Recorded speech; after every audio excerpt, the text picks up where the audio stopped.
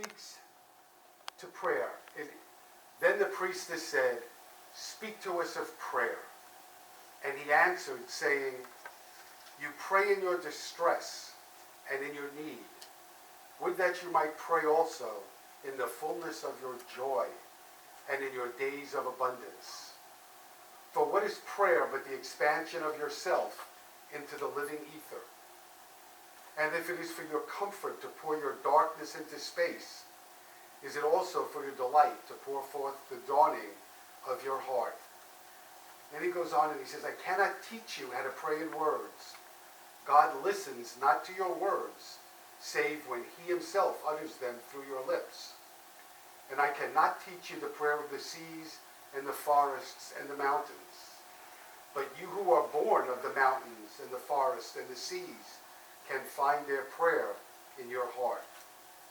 And if you but listen in the stillness of the night, you shall hear them saying in silence, Our God, who art winged self, it is thy will in us that willeth. It is thy desire in us that desireth. It is thy urge in us that would turn our nights, which are thine, into days, which are thine also. We cannot ask thee for aught, for thou knowest our needs before they are born in us. Thou art our need, and in giving us more of thyself, thou give us all." And I just thought, wow, that is so beautiful. And he really, for me, speaks to the question, can we talk to God? But he goes so much deeper. And this writing to me speaks of a relationship with Spirit. And he also goes beyond the question I had, and he kind of answers a bigger, more important question, and that is, does God speak back? Does God speak back to us? And I think he does, and I think Khalil wrote that in such a beautiful way that he does. And so I was reading a book this week that I can't remember the title of. I didn't write it down, but it's by a rabbi named Shani Labowitz. And she has this really wonderful, I love the title of this chapter. It's Becoming Cozy with God. Isn't that a cool title? Becoming Cozy with God. And she wrote in there that we all have the opportunity to touch and be one with the source of life. She said, that's a choice. That's ours. We can receive God or not. And she said, God invites us, but the partnership has to be reciprocal. It's not a one-way deal. And she wrote, and this is, I want to quote her, when you choose to invite God into your life, you cleave to the holiest aspects of yourself and live a divine, miraculous experience. And so she's saying, it's so close to what Ernest Holmes said and all, Butterworth, all the New Thought writers, that we get this choice, that we have the ability to cleave, which means to bond with the most divine aspects of ourselves. And it's all up to us whether we do it or not. We don't get pushed into it. It's simply a matter of our choice and whether or not we want a partnership with how she put it, the source of all life. And Wayne Muller spoke about it in a different way. He said, heaven, he related it to heaven, and he said, heaven is everywhere and in everything and in every moment. That all we need to do to experience heaven right now, right here, is to open our heart. And then we'll find it. He said, it's not a place. Heaven isn't a destination. There's no zip code for it. He didn't say that, but it's a state of heart, a way of being attentive to ordinary things, a way of being attentive to ordinary things that we might overlook. And so I want to give you an example. And so we're leaving to go away for a week today. And obviously we packed yesterday. And we loaded the car last night. And the car is in the garage. And we live on the second floor. It's actually 3 stories down. And I take a pill every day, a thyroid pill. First thing, Becky has no idea I'm going to tell this story. I take a thyroid pill every day, first thing. And when the druggist gave it to me, he said what most people do is put it by their bed, because you have to take it on an empty stomach and you can't eat for an hour afterwards. So, you know, when your feet hit the floor, the pill. So I packed all of this stuff yesterday, and I realized last night, no bottle of pills by my bed. And I said to Beth, where's the pills? And she said, in the car with all the vitamins. And actually she was asleep. I actually woke her up to ask her. I didn't realize that I did that. But so I said, well, I can live without taking my thyroid pill for one day. This morning, she got up at 5:30, got dressed, and went down to the garage. And when I got out of bed a few minutes later, because we both got up really early today, there on my computer was a napkin with my thyroid pill. And I mentioned that because I just couldn't believe how sweet she was to do that. That's what Wayne Muller is talking about those moments where we can be attentive to things that we might overlook when we open our heart. And my heart has been open all day because she was willing to do something. You know, it's not a huge thing, but to me it was.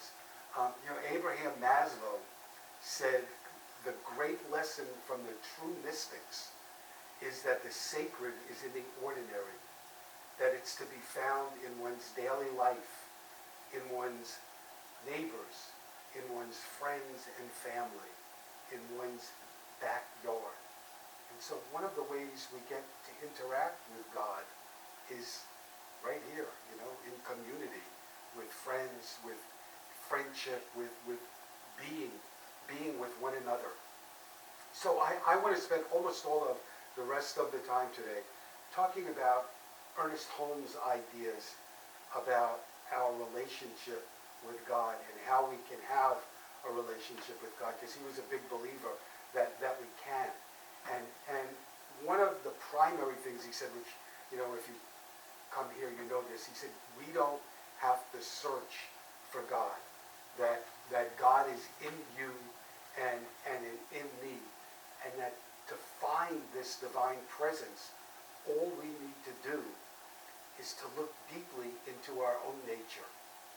And he said, and when we do, we have this marvelous experience because we find the depth that we never realized, the depth to us. And that's why last week I spoke about, how obstacles can lead us to some really wonderful places. And for me, that's the reason why, what he said, that when we go within, we find this depth that we might never have realized because we never got challenged to meet it. And so we find that we can find an obstacle, whether we lose a job or a love or get a crummy diagnosis. We find we have this incredible strength within us to meet these because we're so much stronger than we realize.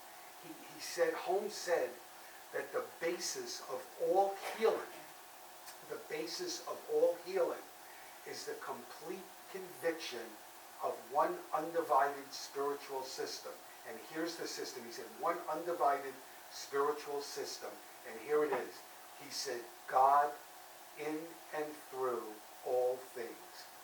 God in and through all things. He said that there's a light at the center of all of us. And then we can obscure it, but we can't obliterate it. We can obscure it, and we can't obliterate it. And I was thinking this morning that most of us here, or a lot of us here, have children. And if for those of us that don't, there are a lot of us that have pets, like a dog or a cat. And I thought to myself, you know, if I had a dog that bit me all the time, I would get rid of it. Or if I had a cat that scratched me all the time, I would get rid of it. In fact, actually, Becca and I had that one time, and it was when I realized how much she loved me, because we had to give her cats away because they kept scratching my sons. And later we realized we should have given the sons away. And our life would have been much easier if we kept the cat, but we didn't do that. And you know, and so what he's saying is, you know, and then I thought to myself, you know, even with children, there's just so much most of us are going to handle, and then we're going to finally say, you know what, I can't live like this anymore. We need to find ways separately. And the reason I mention that, for me, the point there is we can lead some difficult lives and do some really difficult things in life and obscure that light. That's what he said, we can obscure it. But there's nothing that we could do that's bad enough to obliterate it, where this divine presence is going to say, you know what, the hell with you. I'm not dealing with you anymore. We're done. You know, go find some other God, or go find. There's nothing that any one of us can do that's bad enough for that divine presence to, so to speak, turn its back on us. That our entire practice is based on the concept that God is where we are, what we are, and there isn't anything else. So I want to read you a quote from Holmes. He said, "What we surrender to is not a foreign agent, but we acquiesce consciously in a divine host, a celestial visitor, a universal individualization.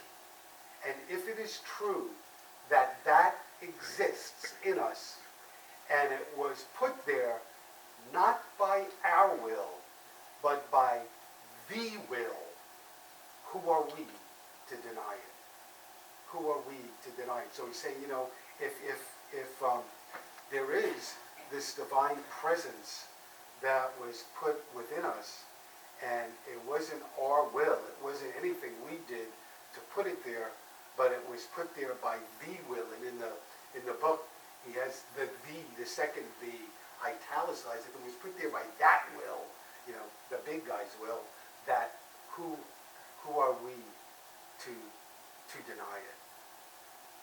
And we might not be able to see it or to touch it, but we all have, if we're open to it, this inner knowing that we know there's something more to us that we can see or touch or feel or do with any of our senses. You know, there's an old fable, I've heard different versions of this, about a young man that gets a kite, and it becomes his obsession. He flies the kite all the time.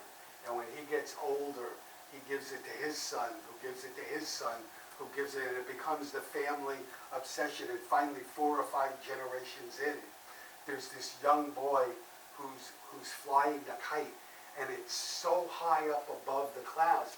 This one has never seen it. He's never seen the kite. And he's there flying it one day, and an adult comes up to him and says, "So what are you doing, young boy?"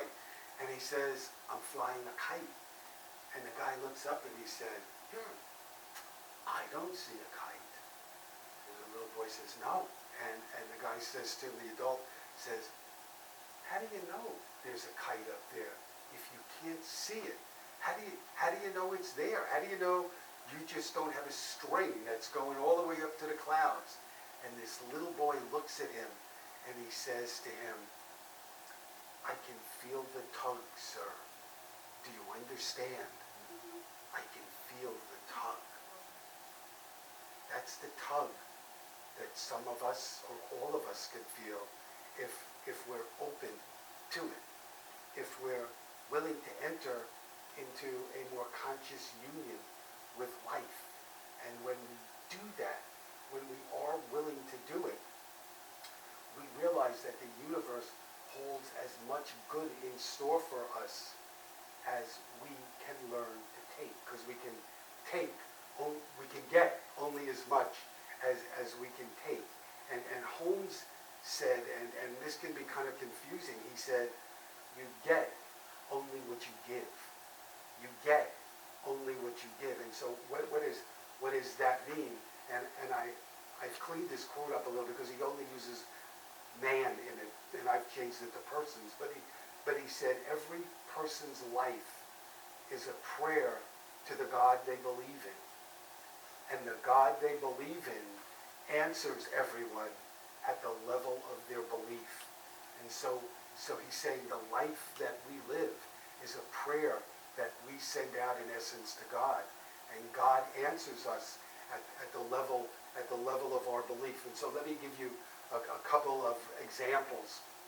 And one of them, Holmes talks about a Bible story, and he said, it doesn't matter if this story is true or not. If you believe that this literally happened, it really isn't important. What's important is the attitude that Jesus had in this story. And Holmes says that Jesus believed so deeply that the universe responded to him that he could go to his friend Lazarus's tomb and stand before that tomb and begin by giving thanks. And then, Holmes said, with no stuttering and no stammering, because he knew God was his partner, he could stand there and he could say, Lazarus, come out, and believe that was going to happen. And of course in the story it does. And Holmes said that he had this belief, he said it without stuttering or stammering, and then they had a party. And the other example is not as positive an example, but the story of the prodigal son who asks his father for his inheritance and takes all the money, and the Bible says he goes to a far country. And a far country doesn't mean he really went anywhere. Physically, it's in consciousness. And so this young boy goes from having everything to being so hungry he envies the stuff that the pigs are eating. And Holmes says, what happened to the divine abundance in this story? Nothing. Nothing happened to divine abundance, that this young boy went from having everything to being hunger. He said the son's face was turned. His eyes were closed, his ears were stuffed, and his consciousness was numb. And then Holmes says, so where was God all of this time?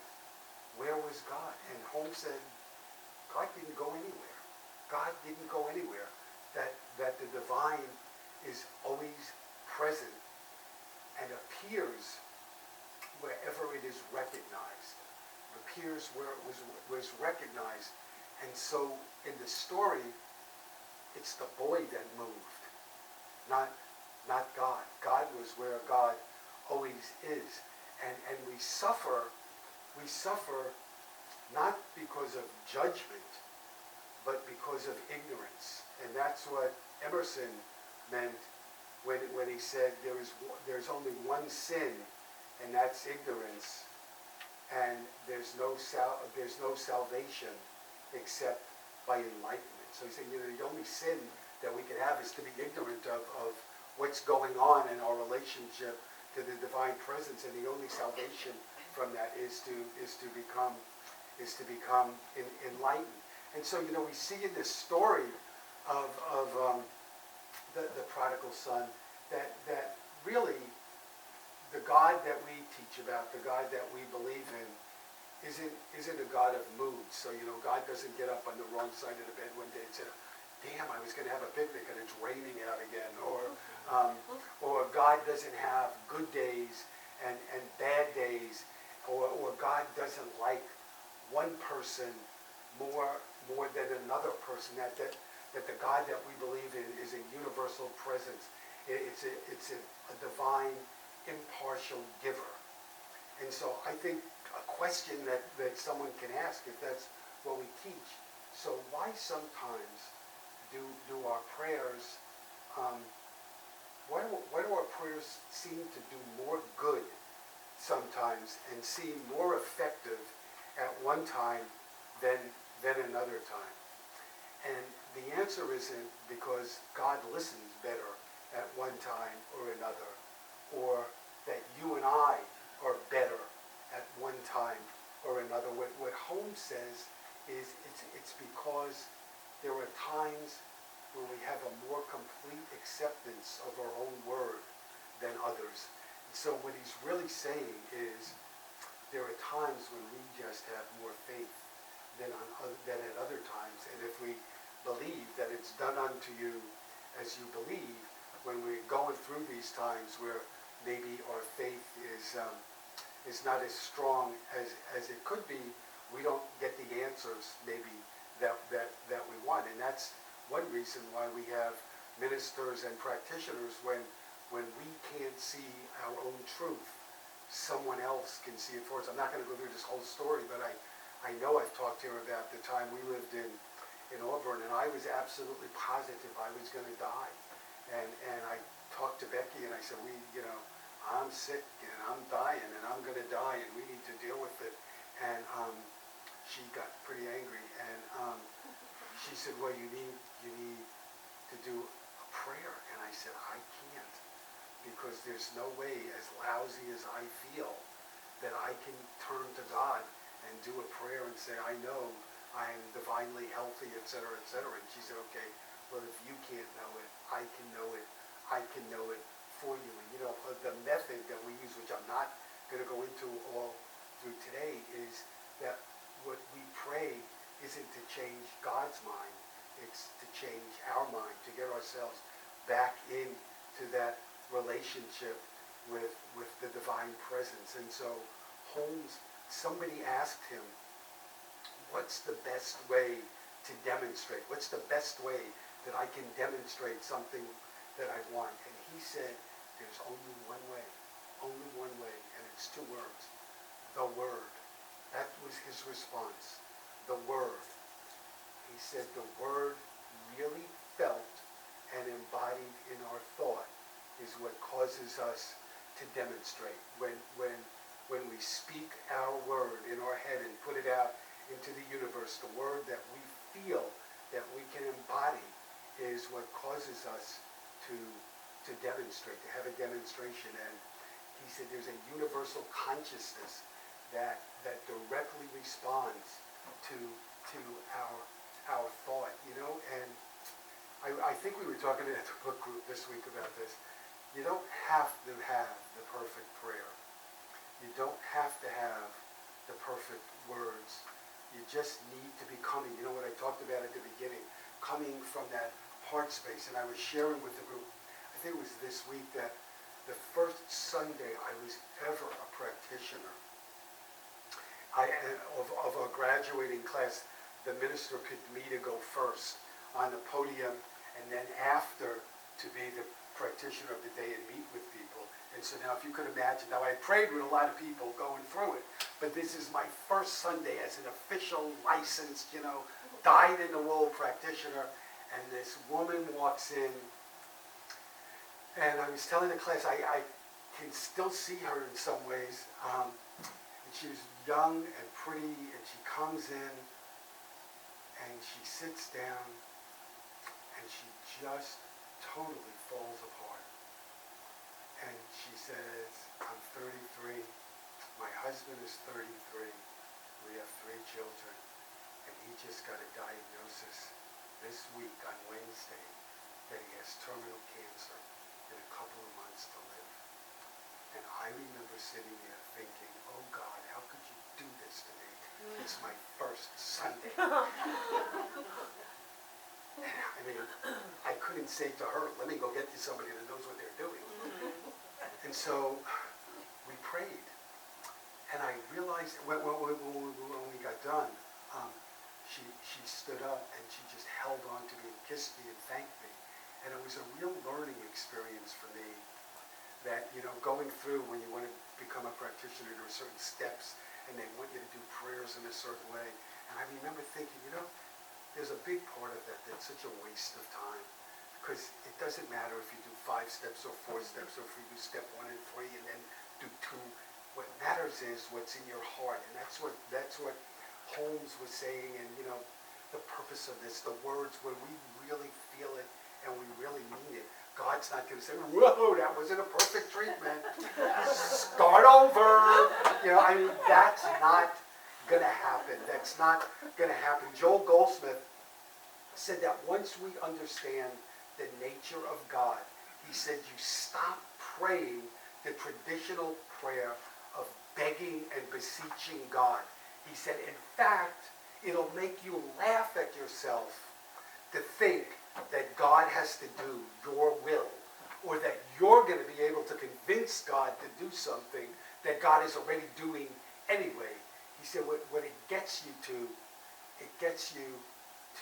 settle down to an attitude of receptivity. And that is exactly what we believe, that the gift has already been given.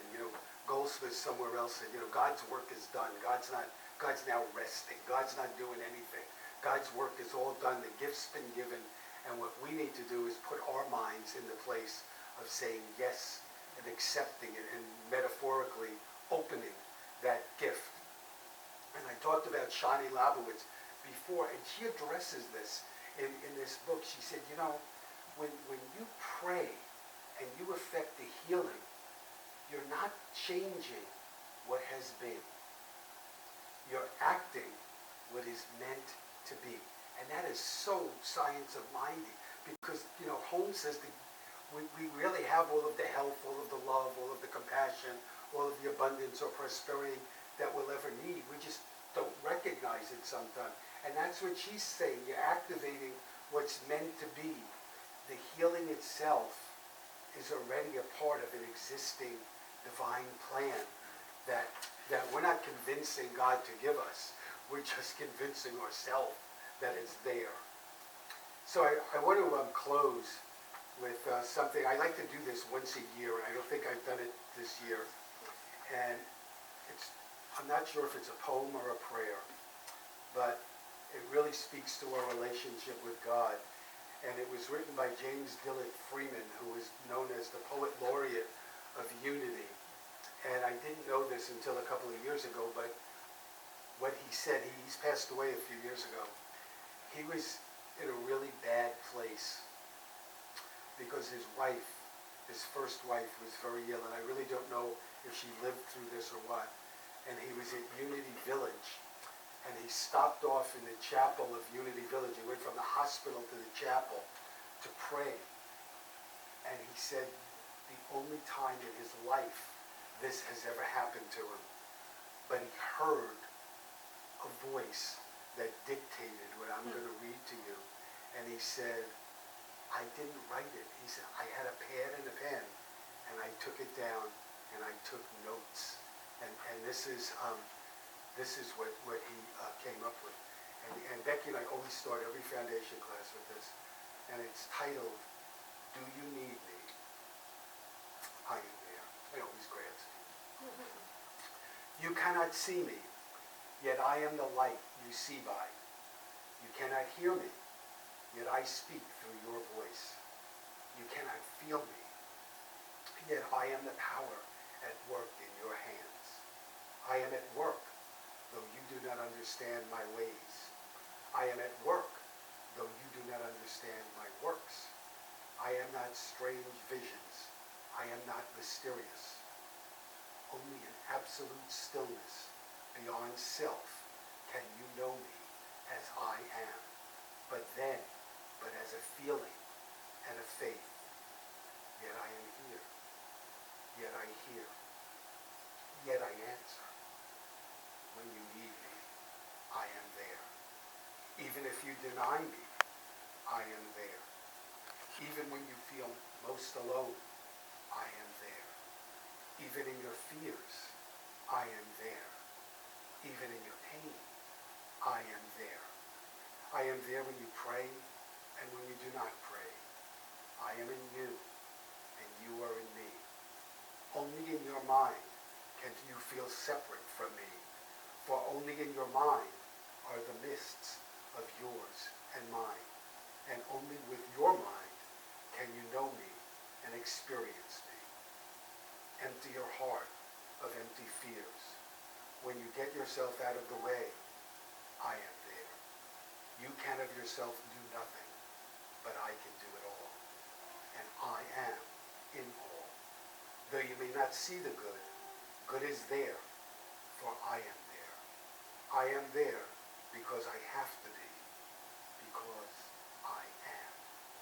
Only in me does the world have meaning. Only out of me does the world take form. Only because of me does the world go forward. I am the law on which the movement of the stars and the growth of living cells are founded. I am the love that is the law's fulfilling. I am assurance. I am peace. I am oneness. I am the law that you can live by. I am the love that you can cling to. I am your assurance. I am your peace. I am one with you. I am. Though you fail to find me, I do not fail you. Though your faith in me is unsure, my faith in you never wavers. Because I know you. Because I love you. Beloved, I am there. God bless you. Have a great week.